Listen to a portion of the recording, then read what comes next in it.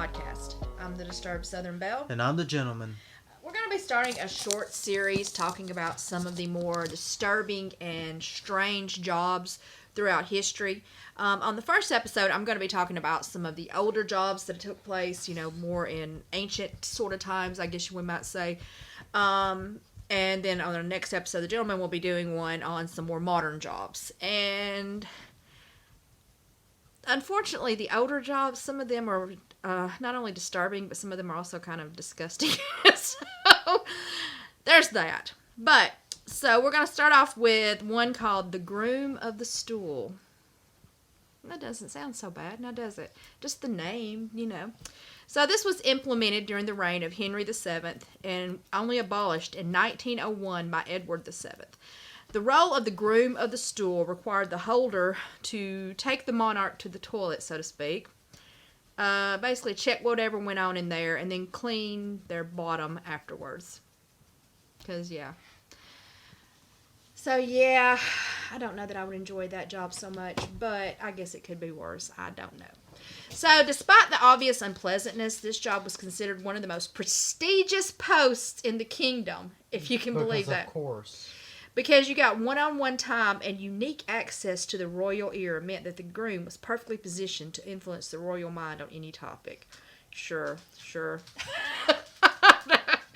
I guess. So the next one is called the Whipping Boy.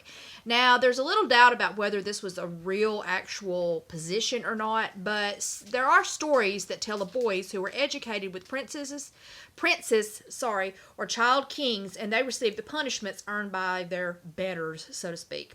So, reputedly, the sons of noblemen have a whipping boy would be beaten because a tutor could not hit a prince or monarch. So, kind of like the Groom of the Stool, the role of whipping boy was considered desirable, presumably by parents, rather than the boys, of course, because it fostered the children close to royalty, and they probably also got some education and things that they would not have received. So, the next job is called a tosher, and tosh, as a slang term, was a slang term for junk or rubbish that derives from the word toshers. So it was present in Victoria, London. They made a living trawling through sewers in search of anything valuable that had been lost. And because a tosher being a tosher, I should say, was illegal and involved spending all day ankle deep in sewage, but some made a reasonable living that made the unpleasantness bearable. And then there was people called grubbers, and they could be found doing something similar in drains. Now, I really don't know why it would have been illegal. Really, if you think about it, who cares? If they're willing to go down there and dig around, I guess, you know what I'm saying? That is a good question. Whatever. Don't know that I'd want to do it, and can't imagine you wouldn't really think there'd be anything that valuable, just enough to make a decent living, but apparently there was. Apparently. So the next one is another one that's kind of disgusting. It's called a pure finder. Pure. So in the 18th and 19th centuries, tanneries sought the best way to dry leather for book bindings. Now their solution spawned this whole new career path for people. The pure that tanneries sought was dog feces. Yeah. So a pure finder's job was to collect as much as possible. And then once people realized there was gold in this, there even became competition to see who could get the dog poop. Oh my God. Jesus Christ. Imagine somebody getting in a fist fight over a pile of dog crap. But perhaps that did happen back in the day. So the next one is called a wool fuller. So during the Middle Ages, wool became the center of England's economy. Now by 1300, there were probably 15 million sheep in England. So no small number there. So they outnumbered humans 3-1. There were so many. So after its initial loose weave, the wool required cleaning and stripping of grease. That was where the fuller came in. So the job of a wool fuller required marching on the spot in a vat all day. So this was boring and tiring, but the perfect liquid to remove dirt and grease and whiten the wool was stale human urine. So added to the tramping all day, your feet were soaked in old pee. That was the cost of the finest cloth in Europe. So you stood in this vat of old pee and stomped on wool just all day. So the next one, this one is a little odd. and it's a sin eater. So the practice of sin eating was most common in Wales and the Welsh border region of England, though there are similar traditions across Europe. So it usually involved eating a piece of bread that was placed on the chest of a recently deceased person. Gross, but not that bad, however. So, however, though, what they were supposed to be doing is that the sins of all the person would go into this piece of bread. The sin eater would eat them and take on the sins of the person who had died so that their soul could move on, blah, blah, blah. Right. So, it's supposed to ease the deceased soul, but some sin eaters are supposedly risked arriving at the pearly gates weighed down by the sins of hundreds of others. So, yeah, if you believe that, there you go.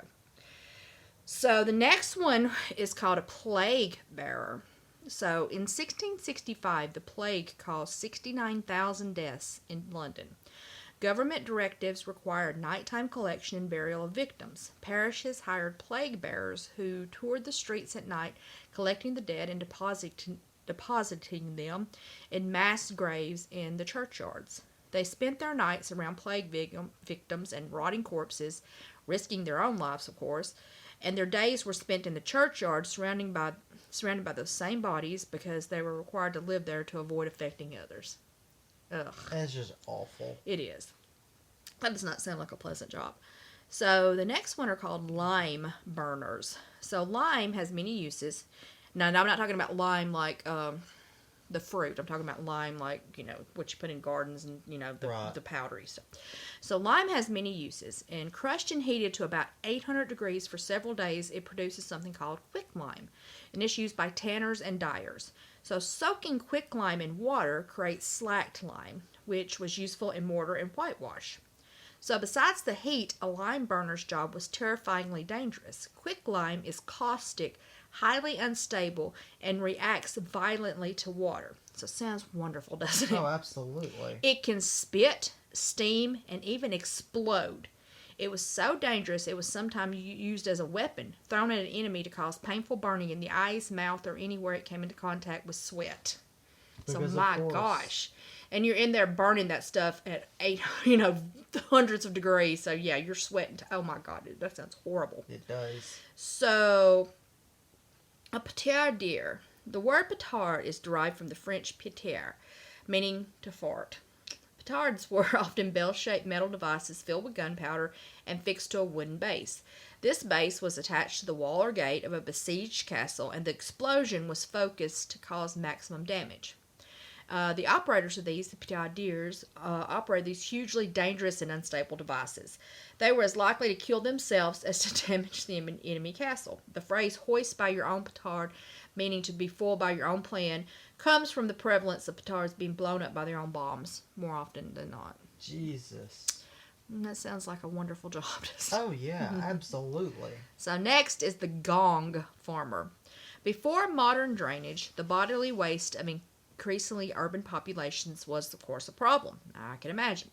So London, like many cities, provided houses of easement, public toilets. But in the 14th century, there were 16 for a population of around 30,000 people. So not a lot. Not a lot. Germ theory may not have been around, but the smell certainly was. Enter the gong farmer. Only permitted to work at night, gong farmers, also called nightmen, were tasked with digging out and taking away all of the human waste that's in the cesspits. Paid per ton, they spent all night in deep holes up to their waist or neck in human excrement. Yeah. Some died of disease or suffocated. For those who lived, it was hardly a dream job. Presumably, they struggled to get a handshake, never mind a hug. I would imagine so, yeah. That sounds awful. It does. So, the next is the vomit collector. Oh, great. So, now while it's a myth that the ancient Romans had dedicated rooms for regurgitating food, it was common practice to force yourself to vomit so that you can consume more at a feast. Because why not? So many individuals would throw up in special receptacles or simply on the floor to avoid interrupting everything. And of course, this required the services of a collector who would have to go clean all this up. Because, oh my God. I mean, pick a job no one else wants to do, I guess. Yeah. So next is the leech collector.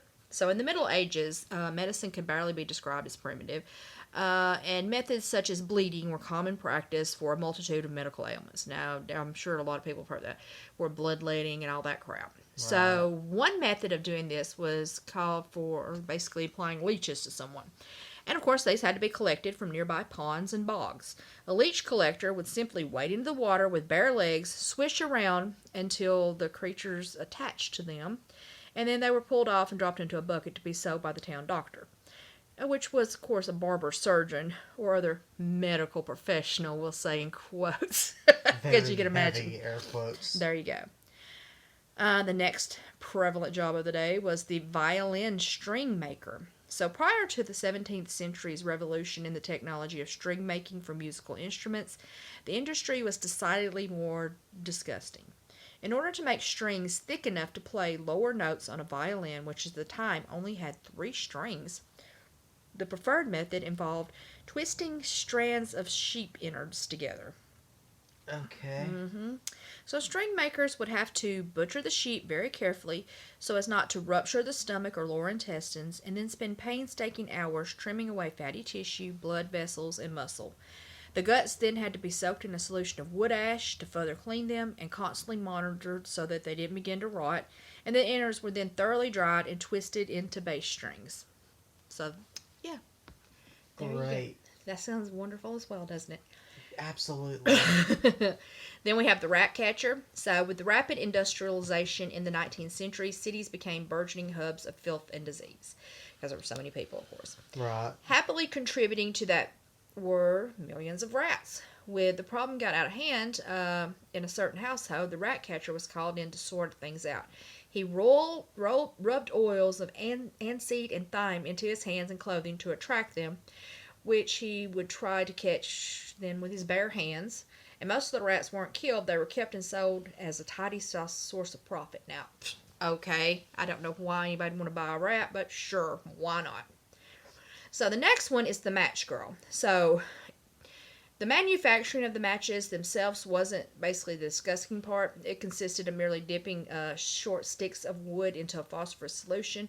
The grossness happening after you've been in the job for a few years. So inhaling the phosphorus caused an ailment called phossy jaw, in which the gums began to abscess and give off a foul-smelling discharge. Eventually, the absorption of the phosphorus caused the women's jaws to take on an eerie glow, and the only known treatment was a harrowing operation to remove their jawbones. Because of course. Exactly. That sounds horrible. That reminds me of the ones that use that radium to paint, like, watch to make them glow in the dark and stuff, and they were licking the things to make them smaller. Ugh. The stuff people had to do. So the next one is a bone grubber. So Victorian cities had a vast scavenging economy, and the bone grubber fell somewhere in the middle of it. These workers would scavenge rotting bones from butchers, garbage piles, and stockyards and sell them to dealers. Now, some of the bones would eventually be made into toothbrush handles, children's teething rings, which, ew. Gross. And other personal items. What couldn't be sold were boiled down for soap making, and the remainder was ground into fertilizer. So this would just be like rotting dead animals, anything that, whatever. So the last one is called the mudlark, and at the bottom of the Victorian scavenging economy was the mudlark. Now this is a person who walked the riverbanks collecting bits of anything that was overlooked by other scavengers. These people toiled in extreme poverty, often barefoot in the freezing water of a city's river. There's no telling what they might find. Bits of metal, bone, or cloth could be sold to other scavengers. Dead bodies, human excrement, and rotting fish were, of course, occupational hazards they had to deal with. Naturally. So, does any of those jobs sound like one that you would like to do? Absolutely not. Can't imagine, yeah. But again, like I said, choose a job no one else likes to do. Yeah, that's true. So, I mean, I can't say anything because, I mean, I can imagine in some of those times, there wasn't a lot of pick from, too, Right. So if you were a poor type person and didn't, grow up in a noble type family, you had to do what you had to do. And you couldn't just do whatever you wanted to do. It wasn't like today. There wasn't all the industrialization and things. There wasn't a swamp of different jobs, which was why scavenging jobs were so prevalent. But anyway, we hope you enjoyed that first segment. Don't forget to like, follow, and subscribe. And don't forget to stay disturbed.